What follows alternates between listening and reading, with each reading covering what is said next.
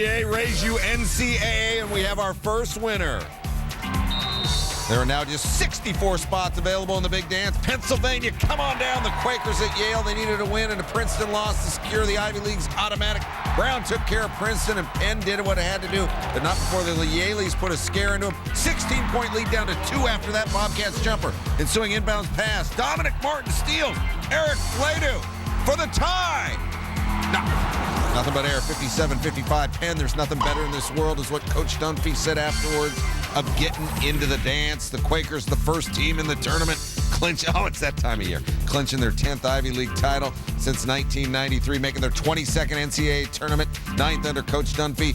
Penn, 13-23 all-time in the tournament. They have not won a tournament game since 1994 when they defeated Nebraska. 3 teams who have clinched a spot in the NCAA tournament. Belmont and Lipscomb. Justin Hare was enormous. 32 points, 5 rebounds, 4 helpers. Belmont by 4. Later in overtime, Lipscomb down by 5. James Poindexter drills the 3. Then under 10 seconds to go, Hare, 10 of his 32, which was a career high in overtime.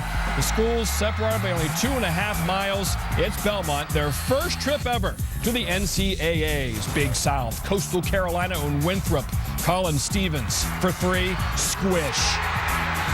Winthrop ball now. Under 15 to go. Craig Bradshaw, low block, gets bumped, still makes the jump hook. Eagles up by 1 with 9.9 to go. Last chance for Coastal Carolina. Not going to happen. Second straight Big South title for the Eagles, 6th in 8 years. Ohio Valley Conference, Samford and Murray State. Second half, Murray State by 7. Trey Pearson. Steal and the roll. He had 15. Racers by 9. Tyler Holloway.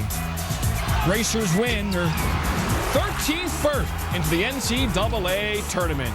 And Southern Illinois squad taking on Bradley. I'm going to pick it up now in the second half. Salukis up 10. Randall Falker had himself a game. Falker, the tough lay-in. He had 17.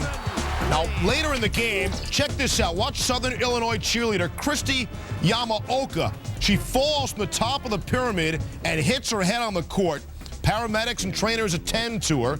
Concerned fans look on as she's being tended to. Yamaoka then helped on, and she'll give you the wave like most athletes will do. Teammates are relieved. But check this out. I mean, this is the highlight of the show. Right here. Never stop cheering. She continues to cheer as she's being taken off the court on a stretcher. That's an amazing young woman. She was taken to the hospital for precautionary purposes. Matt Shaw from Southern Illinois goes on to win. Falker, the most outstanding player. He had a career-high 16 rebounds. Salukis going. Bradley, a virtual lock. Wichita State is a strong case. 24 wins. Insider RPI of 26. Missouri State finished runner-up in the regular season. 20 wins. 21st in the RPI. What about Creighton? Well, they lost 4 of their final 6 in the regular season. Considering that, 19 wins, still pretty impressive. And Northern Iowa, 27th in the RPI, 23 wins. So, Yo Joe, are they all getting in? Davidson, whoever wins, is in the dance into the first. Davidson up 12. Brendan Winters makes the 3. Watch him lean to the left. Lean to the left just a little bit. Second half, Brendan Winters just went off. Have that. Have a little bit of that. Young cousin, I ain't done. I'm going to give you this. And just because you stand in my way, right in your grill. Winters.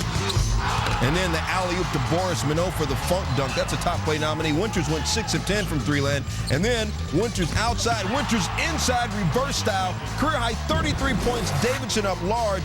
Bob McKillop hugs his son, senior Matt McKillop. Davidson, your 2006 Southern Conference champs.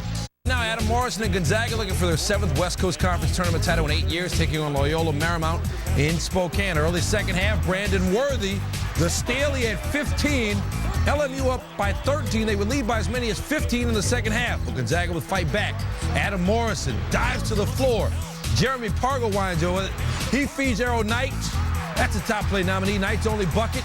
Lead cut to 8. LMU up 3 later. Spot shadow here on John Montgomery, working hard to defend Morrison. Morrison finally finds a seam, though. He had 23 points, but he shot just 6 of 18 from the floor. This bucket cut the lead to 1. Morrison put 37 on LMU earlier this season in a half. Just over a minute to go now. The Zags down 1. Morrison. That won't go. J.P. Batista, right place, right time. 13 and 10 for him. Final 6 seconds. LMU down 1. Worthy gets trapped, but he finds Chris Air under the basket. But Air can't convert. And Gonzaga escapes with a 1-point win, the 39-game home win streak now 40. Look at Air, 6'10", but he can't get it done.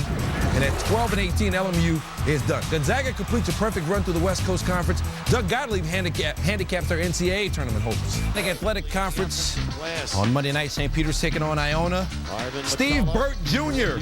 for 3. Only the second Iona player to reach 2,000 points. You know who the other one was? No. Steve Burt Sr., his dad. End of the first, Justin Marshall at the buzzer. It's top play nominee. Iona went up 13 at the half. Second half, Burt, in case you didn't understand it, Iona up 14. Then Iona up 15 later. Burt, he's a crossover sensation, just like Nelly. Iona wins at 80-61. Gales are going to the big dance for the 8th time in school history. Storm the court. Colonial Athletic Association final. Hofstra without their best player. Lawrence Stokes up against North Carolina Wilmington. Stokes has a severely sprained ankle. T.J. Carter for 3. UNC Wilmington up big. Sparky, your thoughts? Late second half, Hofstra makes a comeback. He was impressed. Antoine Agudio makes a 3-pointer, and Agudio has Hofstra back in it. However, Carter answers again, and UNC Wilmington survives the scare. Joe Lunardi, what does this mean for Hofstra and George Mason's NCAA hopes? It's in Milwaukee again in a game in Milwaukee, Wisconsin. A disadvantage Butler.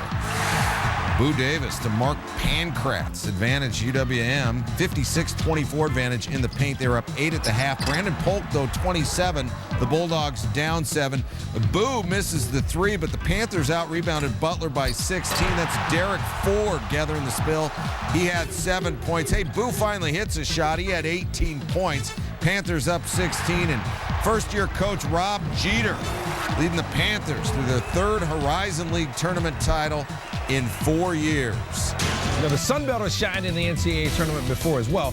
1986, the first year the field was 64 teams. Arkansas Little Rock, current member of the Sun Belt Conference, stunned number 3 seed Notre Dame. Notre Dame at the time coached by our very own Digger Phelps. I mentioned it to Digger in the hallway, and he almost threw his highlighter at me. That's history, though. Current events, South Alabama and West Kentucky fighting for the chance to represent the Sun Belt this year. South Alabama 23-6 this season. Carlos Smith for 3.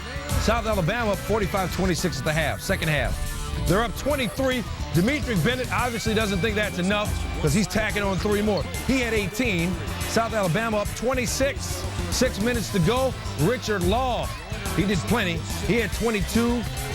South Alabama wins at 95-70. They're in the tournament for the first time since '98. They celebrated like 3-6 Mafia at the Oscars. What do you think? Oral Roberts, Chicago State. We go legal flashback. Last year's tournament championship game. Number 1 seed ORU facing 10 and 18 Oakland in the Golden Eagles' home city of Tulsa, and Oakland upset them. 22 years trying to get to the show. Here we've got ORU, the 1 seed, and they're trying to beat Chicago State, 11 and 18 record. ORU founded on a command by God, according to OU, and that was Yemi Ogunye. Oh, my God. Well, Oral Roberts up 1. That game tied here. Marin Mulich. Chicago State led by 1 at the halftime. Somebody needs some Holy Ghost power, and Chris House with the gang, they got it. Caleb Green for the lay-in. And Oral Roberts is celebrating, earning its first tournament berth, 85-72 winners. There are now 12 teams in the field of 65 after 3 conference championships were decided Tuesday night.